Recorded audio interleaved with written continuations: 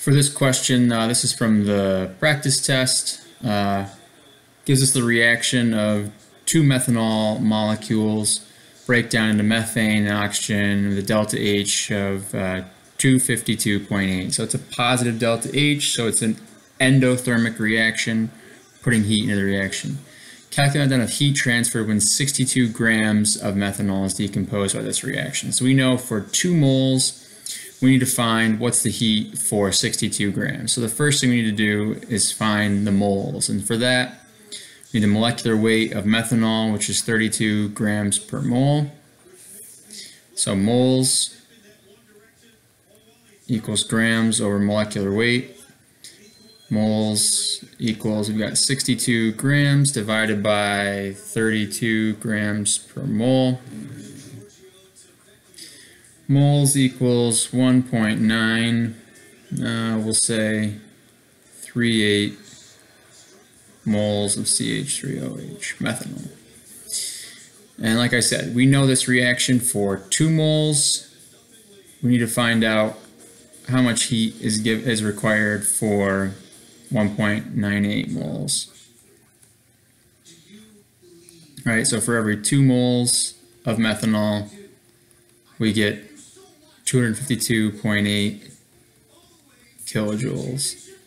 So multiply that across, and we should get about 244.9 kilojoules of energy is required for that reaction.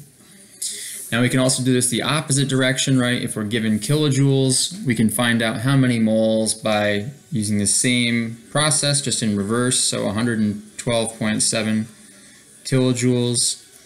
And we know for every 2 moles of CH3OH, we require 252.8 kilojoules. So again, kilojoules cancel out, and we're end up with moles.